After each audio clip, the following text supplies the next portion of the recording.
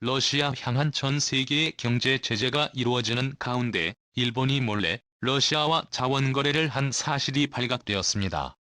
자칫 잘못하면 경제 제재가 수포로 돌아갈 수 있는 상황이었죠. 당연히 일본 행동에 분노한 미국은 가만두지 않겠다는 입장이었죠. 이례적으로 이번 일에 조 바이든 대통령까지도 일본 제재에 나서겠다고 밝히며 국제 문제로 비화될 상황이라고 합니다. 반면 한국은 적극적인 러시아 제재로 미국의 과오를 받는 상황. 대체 무슨 일이 일어났는지 지금부터 자세하게 설명해 드리겠습니다. 나는 꿈이 있습니다. 잠시 말을 멈춘 그는 빠르게 다음 말을 이어줘. 당신의 결정과 도움이 필요합니다. 우리에게는 그 꿈이 절실합니다. 그가 말을 마치자 우레와 같은 박수가 터져나왔죠. 지난 3월 16일 우크라이나 젤렌스키 대통령은 화상을 통해 미 연방 상하 의원들에게 절실한 도움을 요청하며 우크라이나는 잔혹한 협박과 죽음의 공포 속에서 하루하루 버티고 있다는 사실을 호소했습니다. 미국은 그의 행동에 감명을 받아 엄청난 지원을 아끼지 않았습니다. 수조 원에 달하는 무기 패키지를 비롯해 후방 지원 음식과 옷 등 지원할 수 있을 만큼 미국은 전력을 다해 우크라이나를 지원했죠. 그 중에서도 미국이 해낸 가장 중요한 지원은 바로 러시아에 대한 경제 제재였죠. 전쟁을 더는 수행할 수 없게끔 러시아 경제를 묶어버리면서 러시아군은 지속적인 전쟁이 불가능해졌습니다. 보급은 물론이고 무기에 이르기까지 천문학적인 돈이 필요한 전쟁에서 미국은 전 세계 규모의 경제 제재를 단행해 러시아를 꼼짝 못하게 만들었죠. 결제망에서 벗어나는 러시아 경제는 북한 수준으로 후퇴했습니다. 러시아를 지탱하던 올리가르히들은 도망칠 궁리를 했고 러시아 시민들은 영문도 모르고 거짓 신세로 전락하고 말았죠. 미국만이 아니라 전 세계가 러시아 제재에 가담했는데요.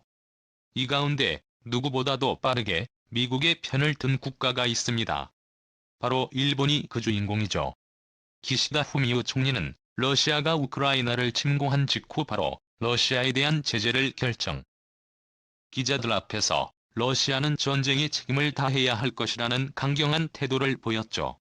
심지어 외교적 수사에서 잘 사용하지 않는 깡패 발언까지 나오며 모든 파트너들과 함께 깡패 국가에 맞서 싸울 것이라고 언급했죠. 일본은 재빠르게 제재에 동참하며 러시아 정부와 러시아 기관이 발행하는 채권을 동결하는 조치를 취했습니다. 후지 뉴스 네트워크는 이어 일본 재무성의 조치를 발빠르게 보도했는데요. 푸틴 대통령을 지지하는 올리가르히 10일 자산 흐름을 벗기고 이들이 움직이는 자산 대부분을 동결했다고 밝혔습니다. 푸틴의 자금책이라 알려진 유리 코발주크의 자금이 묶인 것도 드러났는데요. 심지어 이번 제재는 미국의 요청도 아니라 일본의 독자적인 제재로 드러나면서 많은 이들의 놀라움을 불러일으켰습니다. 일본도 러시아와 교류를 오래 지속한 이상 러시아의 심기를 건드리면 사업이 허사로 돌아갈 가능성이 높았죠. 그럼에도 불구하고 일본은 제재의 수위를 낮추지 않았습니다. 미국 역시 일본의 단호한 태도에 호응하는 모습을 보였죠. 조 바이든 대통령은 제재 참가에 도움을 준 나라로 일본을 거론하는 등 일찍 미국의 손을 든 일본을 향해 감사의 인사를 보냈습니다. 일본은 뒤이어 쿠릴 열도 문제에 있어서도 확실히 매듭 짓겠다는 뜻을 드러내며 그동안 러시아의 심기를 건드리는 발언을 자제했던 과거와 달리 쿠릴 열도는 일본의 땅이라고 총리가 선언하며 거리 두기에 나섰습니다. 미국은 일본에 지지 않겠다는 뜻을 보이며 최혜국 대우를 박탈하는 등 러시아에 대한 강도 높은 제재를 이어갔습니다. 미국은 일찌감치 러시아를 도우려는 국가들도 제재 대상이라고 못 박으며 중국을 겨냥한 행동을 보이기도 했죠.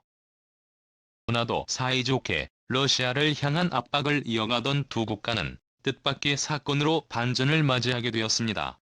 미국 정부의 뜻을 잘 따르는 것처럼 행동을 잇던 일본이 뒤에서 다른 행동을 보인 것이 발각됐기 때문이죠. 앞장서서 미국의 제재 결정에 동참했던 정부와는 달리 일본 기업들은 다른 생각들을 가지고 있었습니다. 특히 러시아의 사업을 걱정했던 기업들은 한순간에 모든 기반을 잃어버린 것이나 다름없죠. 인권 문제를 들며 미국과 유럽 기업들은 러시아 매점 철수를 선언했지만 투자한 돈을 생각해 그럴 수 없었던 일본 기업들은 조용히 있었는데요. 하지만 러시아 제재에 동참해야 한다는 여론이 거세지면서 일본 기업들은 입장을 발표해야 했죠. 그 중에서도 패스트 패션의 선두주자인 유니클로는 난감했습니다. 2010년부터 러시아에 진출한 유니클로는 유럽 최대 규모 매장을 러시아 모스크바에 오픈하는 등 러시아 사업에 엄청난 공을 들이며 유럽 진출의 교두보로 러시아를 이용했는데요.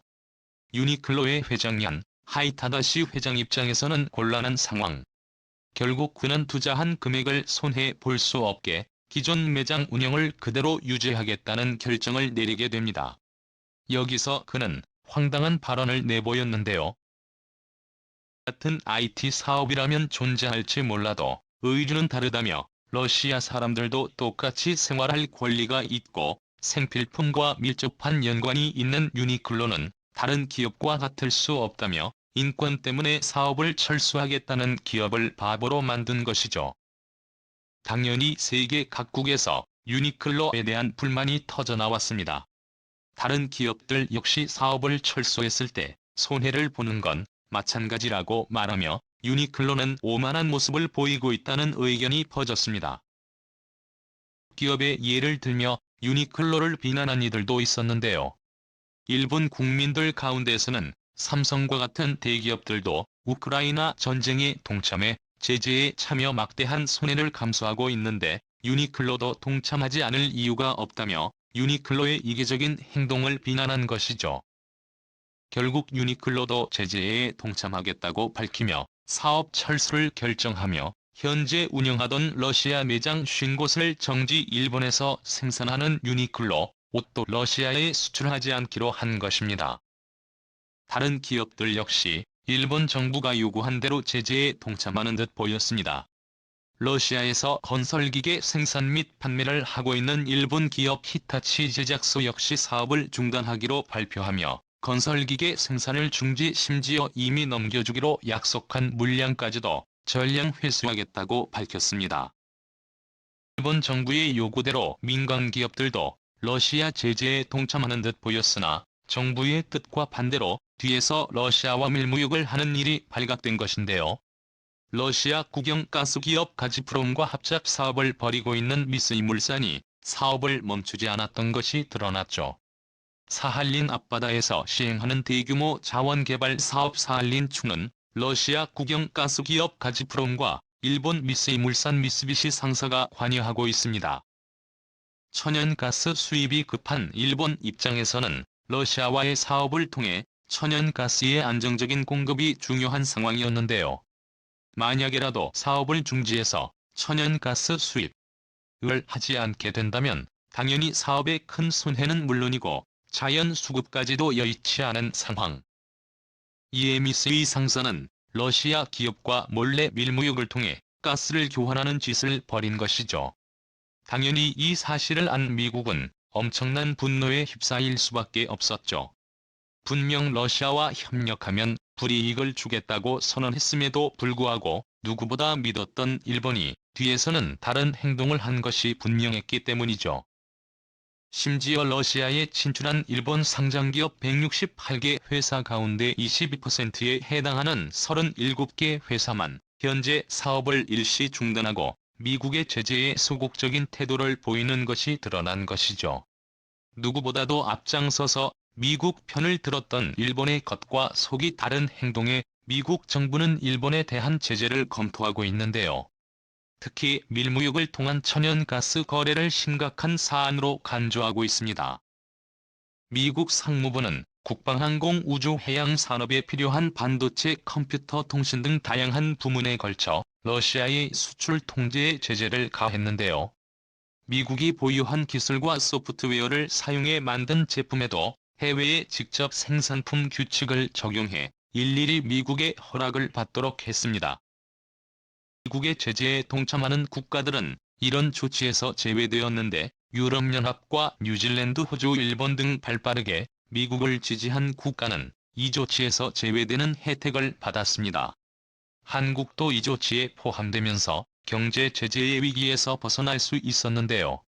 일본이 이 조치에 포함될 가능성이 높아졌습니다.